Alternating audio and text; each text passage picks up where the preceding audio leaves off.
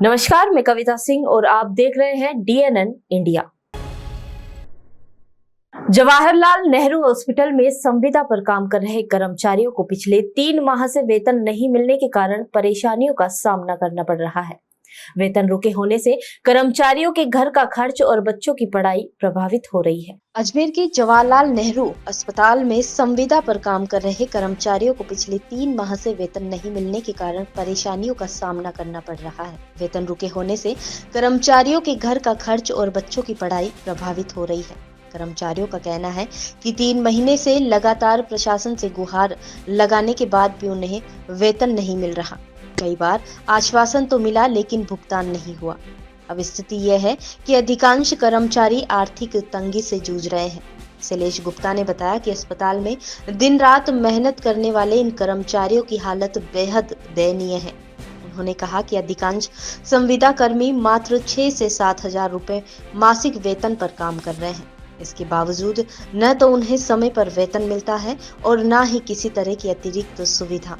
शैलेश गुप्ता ने बताया कि ठेकेदार और अस्पताल प्रशासन के बीच ऐसी गठजोड़ है जिनमें इन कर्मचारियों की पीड़ा किसी को दिखाई नहीं देती। उन्होंने कहा कि हर किसी की दिवाली रोशनी में बीती, लेकिन इन मेहनतकश संविदा कर्मियों के घर पर अंधेरा रहा। कर्मचारियों ने प्रशासन से जल्द वेतन वृद्धि और समय पर भुगतान की मांग की है। सबसे बड़ा जवाहरलाल नेहरू चिकित्सालय, यहाँ सैकड़ों की संख्या के अंदर यहाँ पर संविदा पर कर्मचारी लगे हुए हैं। परंतु दुर्भाग्य की बात देखिए, जो संविदा कर्मचारी है जो रात दिन पूरी ईमानदारी से काम करता है, उनकी कोई ऊपरी इनकम यहाँ नहीं है।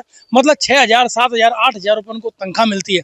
परंतु यहाँ के जो ठेकेदार हैं, उन ठेकेदार और ऑफिस के कर्मचारियों में न जाना ऐसी कौन सी गठबंधन है, ऐसी कौन सी सेटिंग है कि आप देख लीजिए, सबकी दिवाली, चाहे वो बड़े बड़े डॉक्टर हों, सबके दिनों दीपावली कितनी धूमधाम से मनाई, उनके घरों में रोशनी थी। परंतु इन कर्मचारियों के घरों में अंधेरा रहा साहब। इनको दीपावली पर तनख्वाह तक नहीं मिली। अक्टूबर निकल गया, सितंबर निकल गया, अक्टूबर निकल गया और ये नवंबर चल रहा है।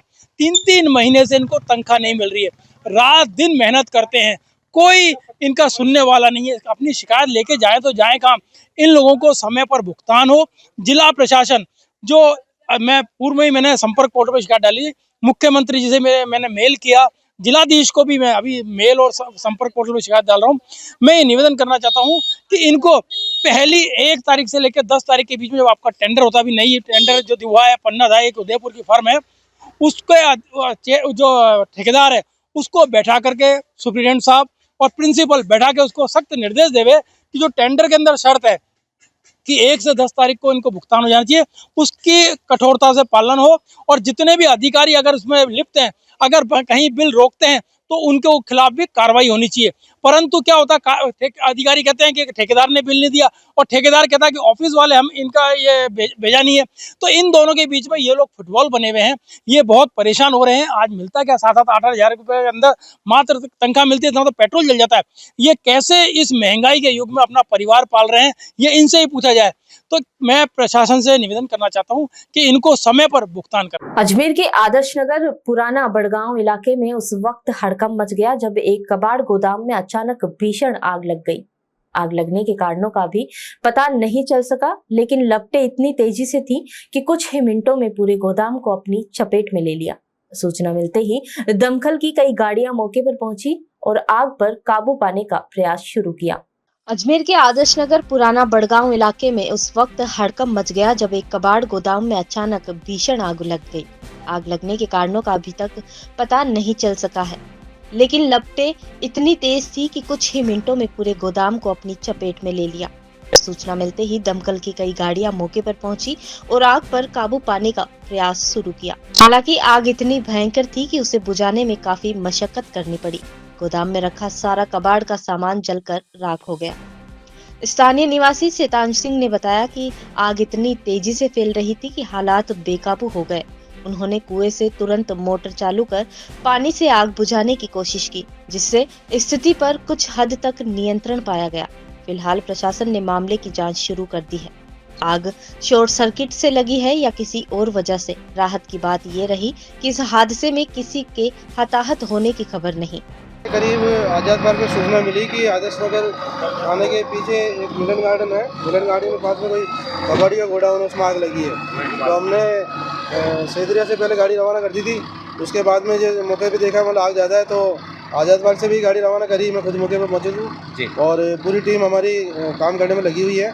फिलहाल कंट्रोल है, किसी प्रकार की कोई जला नहीं है। किस तरीके का गोदाम है और किसका गोदाम है? ये कबाड़ी का गोडाउन है, कबाड़ी के सामान वगैरह रखे हुए हैं, तो प्लास्टिक वगैरह सारा कबाड़ी का है। क्या ये पुराना बड़गांव है साहब, बालाजी कॉलोनी के पास है जी?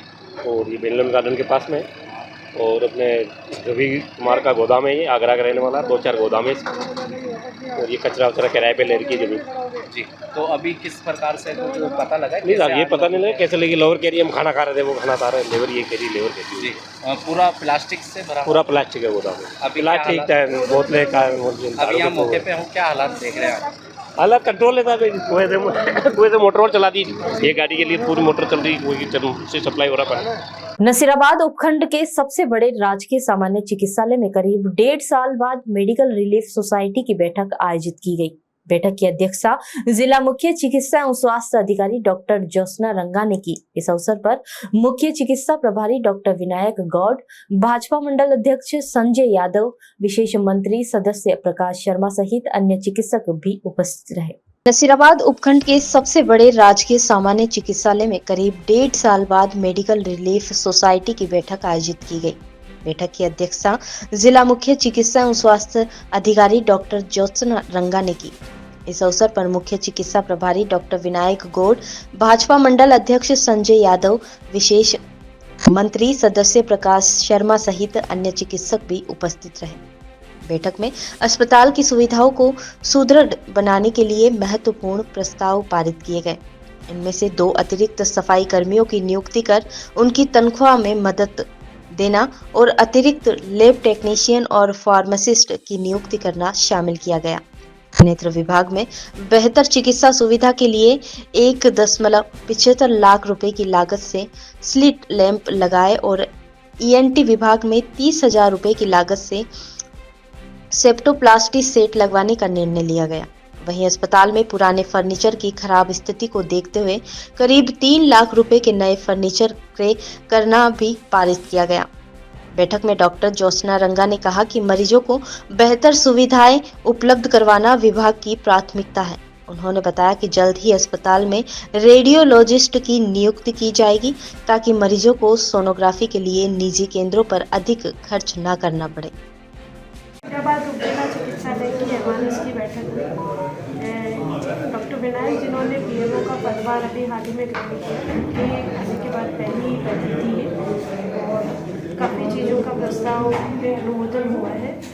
माननीय विधायक महोदय उनके प्रतिनिधि भी नहीं है, तो उनके द्वारा भी अनुमोदन किया गया है, जिसमें सफाई व्यवस्था पे थोड़ा खर्च बढ़ाना, लैब टेक्नीशियन रखना, फार्मासिस्ट रखना और काफ़ी चर्चा हुई। उसमें ये कुछ चीज़ें ये निकल के आई कि अगर हम CSR से या MLA फंड से कुछ काम करवाते हैं तो भी बेहतर होगा। और जो MLA साहब के प्रतिनिधि हैं उन्होंने पूरा हमें आश्वस्त किया है कि कार्य जरूर कराए जाएंगे।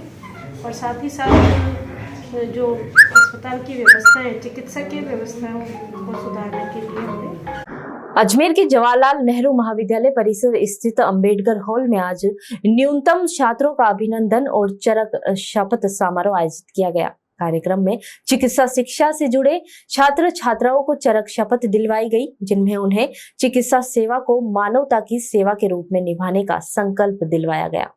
अजमेर के जवाहरलाल नेहरू महाविद्यालय परिसर स्थित अंबेडकर हॉल में आज न्यूनतम छात्रों का अभिनंदन और चरक शपथ समारोह आयोजित किया गया। कार्यक्रम में चिकित्सा शिक्षा से जुड़े छात्र छात्राओं को चरक शपथ दिलाई गई, जिसमें उन्हें चिकित्सा सेवा को मानवता की सेवा के रूप में निभाने का संकल्प दिलाया गया। कॉलेज के प्राचार्य डॉक्टर अनिल सामरिया ने जानकारी देते हुए बताया कि कॉलेज में ये परंपरा वर्षों से चली आ रही है। नया एडमिशन लेने वाले विद्यार्थियों को कुछ समय बाद एक औपचारिक कार्यक्रम के तहत चरक शपथ दिलाई जाती है, जिनमें उन्हें बताया जाता है कि एक चिकित्सक बनने के बाद समाज, मरीज और मानवता के प्रति उनका क्या दायित्व है। डॉक्टर सामरिया ने कहा कि इस अवसर पर नवनिर्वाचित छात्रों का हार्दिक अभिनंदन किया जाता है और उन्हें शिक्षकों से परिचित करवाया जाता है। ताकि वह चिकित्सा शिक्षा के साथ साथ सेवा और संवेदनशीलता का भाव भी अपनाएं। कार्यक्रम का उद्देश्य सिर्फ इतना ही नहीं, विद्यार्थी भविष्य में एक सक्षम चिकित्सक के साथ सच्चा मानव सेवक राष्ट्र बनकर राष्ट्र की सेवा करें। जवाहरलाल नेहरू महाविद्यालय के परिसर में अंबेडकर साहब हॉल में आज नूतन छात्र अभिनंदन और चरक शपथ समारोह का कार्यक्रम रखा गया है। हमारे एक प्रथा चली आ रही है कि जब भी नए बच्चे आते हैं, एडमिशन लेते हैं, उनका एक पर्टिकुलर टाइम के बाद सबसे मेलजोल कराया जाता है और उनको एक शपथ दिलाई जाती है जो कि सालों से चली आ रही है, वो चरक शपथ। हमारा एक चिकित्सक बनने के उपरांत क्या दायित्व है, क्या मरीज के प्रति सेवा करनी चाहिए, अपने सब स्वार्थ छोड़कर एक मानव सेवा करनी चाहिए, ऐसी हम शपथ दिलाई जाती है, जिसे MS चरक शपथ कहते हैं। और नूतन वर्ष में जो बच्चे आए हैं उनका हार्दिक अभिनंदन किया जाता है। उनको बताया जाता है कौन कौन यहाँ टीचर है, कोई आपके गुरु कौन है, आपके यहाँ साथीगण कौन है, किस एनवायरनमेंट में आप यहाँ पे पढ़ोगे और आगे जब पढ़ोगे, और आपका क्या दायित्व है एज ए स्टूडेंट, और आपका चिकित्सक बनने के उपरांत क्या क्या आपको नियम अपने जीवन में उतारने होंगे ताकि एक मानव सेवा कर सके और राष्ट्र सेवा कर सके। जय हिंद, जय भारत। यहाँ रुकते हैं एक छोटे से ब्रेक के लिए। कैंसर बीमारी ही ऐसी है, चिंता तो होगी ना। लेकिन अब अपनी चिंता को बदलो विश्वास में, क्योंकि आदिनाथ कैंसर मेडिसिटी में है रेडियोथेरेपी, कीमोथेरेपी और कैंसर सर्जरी के उपचार के साथ आधुनिक सुविधाएं भी। विजिट करें आदिनाथ कैंसर मेडिसिटी एट चाची आवास, अजमेर।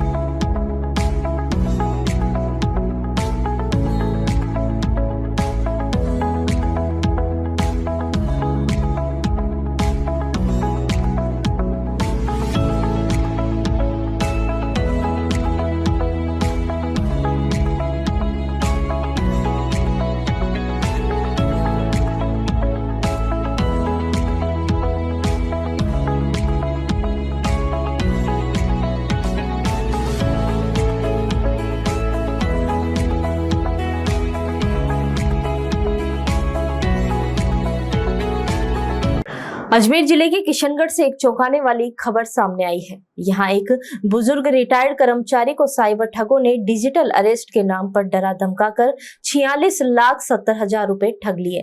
ठगों ने व्हाट्सएप कॉल पर खुद को दिल्ली पुलिस का अधिकारी बताया और कहा कि पीड़ित का नाम एक आपराधिक केस में शामिल है। अब गिरफ्तारी तय है। डर के माहौल में व्यक्ति ने एक एक करके अपनी सारी FD तुड़वाई और ठगों के बताए खातों में पैसे भेज दिए। अजमेर जिले के किशनगढ़ से एक चौंकाने वाली घटना सामने आई है। यहाँ एक बुजुर्ग रिटायर्ड कर्मचारी को साइबर ठगों ने डिजिटल अरेस्ट के नाम पर डरा धमकाकर 86,70,000 रुपए ठग लिए। ठगों ने व्हाट्सएप कॉल पर खुद को दिल्ली का पुलिस अधिकारी बताया और कहा कि पीड़ित के नाम एक आपराधिक केस में शामिल है। अब गिरफ्तारी तय है। डर के माहौल में व्यक्ति ने एक एक कर अपनी सारी FD तुड़वा दी और ठगों के बताए खातों में पैसे भेज दिए। पीड़ित की शिकायत पर 11 नवंबर को साइबर थाना पुलिस ने मुकदमा दर्ज कर जांच शुरू कर दी। अजमेर साइबर थाने के हेड कांस्टेबल वीरेंद्र ने बताया कि पीड़ित की रिपोर्ट के अनुसार उसे व्हाट्सएप पर 5 नवंबर को पहले जय हिंद का मैसेज आया था। उसके बाद व्हाट्सएप कॉलिंग की गई। कॉलर ने खुद को दिल्ली पुलिस में विजय कुमार सीनियर ऑफिसर होने की जानकारी दी। पुलिस में संपूर्ण मामले को सुनते हुए ऑनलाइन धोखाधड़ी करने वाले आरोपियों के खिलाफ रिपोर्ट दर्ज कर मामले की जांच शुरू कर दी है। कल एक है संपत लाल जी मैसूरी है, मदन किशनगढ़ के रहने वाले हैं, 75 ईयर्स ओल्ड।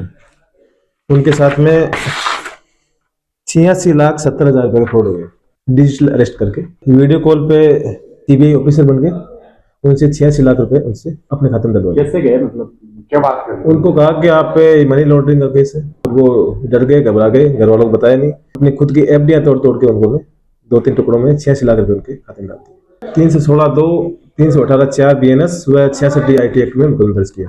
कंपनी का नाम नहीं बताया, मतलब आपके खिलाफ मनी लॉन्ड्रिंग का केस है।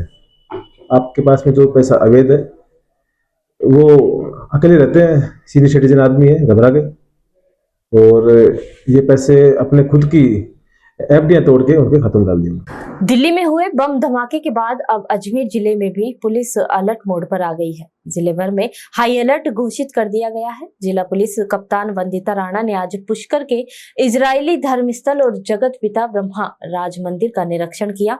इस दौरान उन्होंने सुरक्षा व्यवस्था की गहन समीक्षा की और मौके पर मौजूद अधिकारियों को कड़े निर्देश दिए। दिल्ली में हाल ही में हुए बम धमाके के बाद अजमेर जिले में पुलिस अलर्ट मोड पर आ गई है। जिले भर में हाई अलर्ट घोषित कर दिया गया है। जिला पुलिस कप्तान वंदिता राणा ने आज अजमेर पुष्कर के इजरायली धर्मस्थल और जगत पिता ब्रह्मा मंदिर का निरीक्षण किया।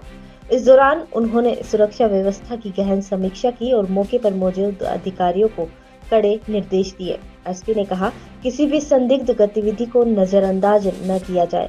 श्रद्धालु और पर्यटकों की सुरक्षा सर्वोच्च प्राथमिकता है। इसी के साथ ही पुलिस ने पुष्कर, अजमेर दरगाह, रेलवे स्टेशन और बस स्टेशन जैसे भीड़भाड़ वाले इलाकों में गश्त और निगरानी बढ़ा दी है। दिल्ली धमाके के बाद जिले में पुलिस का अलर्ट अब पहले से ज्यादा सख्त है, ताकि किसी भी अप्रिय घटना को समय से पहले रोका जा सके। देखिए, सतर्कता जो है वो कंटिन्यूसली पहले से भी बढ़ती रही है और अभी संवेदनशीलता को देखते हुए और भी ज्यादा पूरी की पूरा जो जाप्ता है उसको अलर्ट किया गया है। जो भी होटल्स के अंदर लोग रुके हुए हैं उनका वेरिफिकेशन की प्रोसेस जारी है। इसके अलावा जो नाकाबंदी है पूरे के पूरे जिले में वो कंटिन्यूसली की जा रही है। जो रेलवे स्टेशन है, बस स्टैंड है, भीड़ भाड़ वाली जगह है, वहां पर चेकिंग करना, वहां पर विजिलेंस रखना, वहां पर निगरानी रखना, ये सभी जो स्टेप्स हैं वो लिए जा रहे हैं। इसी के क्रम में पुष्कर में जो वेद खबाद का ये एक एस्टेब्लिशमेंट है, ये काफी इंपॉर्टेंट एस्टेब्लिशमेंट है। इसकी सुरक्षा का आज अवलोकन किया गया है, जाब्ते को सेंसिटाइज किया गया है और जो विजिलेंस है उसको बढ़ाया गया है। कोई भी किसी भी प्रकार की लीगल गतिविधि में संलिप्त मिलेगा उसके खिलाफ पुलिस सख्त से सख्त कार्रवाई अमल में लाएगी। बिल्कुल, ब्रह्मा मंदिर, हरी जितने भी हमारे एस्टेब्लिशमेंट है जिनको हम सेंसिटिव एस्टेब्लिशमेंट नेचुरली मानते हैं, जिसमें ब्रह्मा मंदिर भी आता है और अजमेर जिले के अंदर दरगाह भी आती है और बेद खबाद का जो है ये भी आते हैं। तो हर जगह पर जो हमारी विजिलेंस है उसके अंदर बढ़ोतरी की गई है। नहीं, लगातार वाली बात तो नहीं है। हालांकि हाँ, एक चोरी हुई है जो शादी के अंदर हुई है, जिसके ऊपर हमारी टीम काम कर रही है। आशा करते हैं जल्दी ही खुलेगी और पहले वाली चोरियों का खुलासा किया भी गया है। किसी एमपी के गैंग को हमने पिछले दिनों पकड़ा भी था और आगे आने वाले समय में और खुलासे किए जाएंगे। अजमेर में चल रहे all India girls training camp के तहत बुधवार को दिन भक्ति और एकता के रंगों में रंगा नजर आया। कैंप के तहत एनसीसी कैडेट्स ने अजमेर दर्शन किए और आना सागर चौपाटी, बारादरी, अजमेर म्यूजियम और दरगाह जैसे ऐतिहासिक स्थलों का भ्रमण किया। कार्यक्रम की शुरुआत आना सागर झील की सफाई से हुई, जहां कैडेट्स ने पुनीत सागर अभियान के तहत स्वच्छता पर्यावरण संरक्षण का संदेश दिया। इस दौरान कैडेट्स ने एकता मार्च निकालकर राष्ट्र की एकता और अखंडता का संदेश दिया। अजमेर में चल रहे all India girls training camp के तहत बुधवार को दिन देशभक्ति और एकता के रंगों में रंगा नजर आया। कैंप के तहत एनसीसी कैडेट्स ने आज अजमेर दर्शन किए और आना सागर चौपाटी, बारादरी, अजमेर म्यूजियम, दरगाह जैसे ऐतिहासिक स्थलों का भ्रमण किया। कार्यक्रम की शुरुआत आना सागर झील की सफाई से हुई, जहां कैडेट्स ने पुनीत सागर अभियान के तहत स्वच्छता और पर्यावरण संरक्षण का संदेश दिया। इस दौरान कैडेट्स ने एकता मार्च निकालकर राष्ट्र की एकता और अखंडता का संदेश दिया। मुख्य अतिथि डिप्टी मेयर नीरज जैन ने कैडेट्स को संबोधित करते हुए राष्ट्र सेवा की भावना के साथ कार्य करने की प्रेरणा दी। वहीं विशिष्ट अतिथि डॉक्टर मृंगाना उपाध्याय, प्रसिद्ध जीव विज्ञान विशेषज्ञ ने कैडेट्स को हरी झंडी दिखाकर रैली को रवाना किया। आना सागर चौपाटी पर कैडेट्स ने सामूहिक रूप से वंदे मातरम का गान किया, जो राष्ट्रगीत के 150 वर्ष पूर्ण होने पर एक विशेष क्षण बन गया। राज बटालियन एनसीसी कैंप कैडेट्स जो कैंप यहाँ पर हो रहा है, जिसमें देश भर के कश्मीर से लेकर कन्याकुमारी तक हमारी बच्चियाँ जो एनसीसी की कैडेट्स हैं वो यहाँ पर आई हैं, उनका कैंप यहाँ चल रहा है। निश्चित रूप से एनसीसी उन बच्चों में जिस प्रकार से देशभक्ति, सेवा, समर्पण, त्याग और राष्ट्र के प्रति प्रेम जगाता है, ये उसका अद्भुत नज़ारा यहाँ पर नजर आ रहा है। पूरे भारत की जो संस्कृति और सभ्यता है, अलग अलग राज्यों, अलग अलग प्रांतों, अलग अलग भाषा भाषी बच्चे यहाँ पर एक साथ आकर के इस देश की एकजुटता और एकता को यहाँ प्रस्तुत कर रहे हैं। और जिस प्रकार से आज यहाँ पर ये राष्ट्रीय एकता यात्रा यूनिटी मार्च इन बच्चों द्वारा निकाला गया है। एक संदेश इस अजमेर में सम्राट पृथ्वीराज चौहान की नगरी पर जो दिया है वो इन बच्चों के लिए, अजमेर वासियों के लिए एक बड़ा संदेश है कि भारत अखंड है, एक है और मिलकर के हम साथ चलने वाले हैं। देशभक्ति के साथ में इस देश को आगे बढ़ाने का जो प्रण हमने किया है, क्योंकि ये बच्चे इस देश का भविष्य भी है और वर्तमान भी। तो ये देश का भविष्य और वर्तमान जब एक साथ मिलकर के इस देश के प्रति अपनी जो भावनाएं हैं, जो त्याग है, समर्पण है, सेवा का जो भाव है, उसको अगर सीखेंगे निश्चित रूप से देश आगे तरक्की करेगा। और सरदार वल्लभ भाई पटेल की इस जयंती और वंदे मातरम का जो 150वें वर्ष जो मनाया जा रहा है, एक तरह से जो संदेश है वो यहाँ से साफ। खबरों के सफर में अभी सिर्फ इतना ही। फिर हाजिर होंगे खबरों के नए सफर के साथ। तब तक मुझे दीजिए इजाजत। नमस्कार।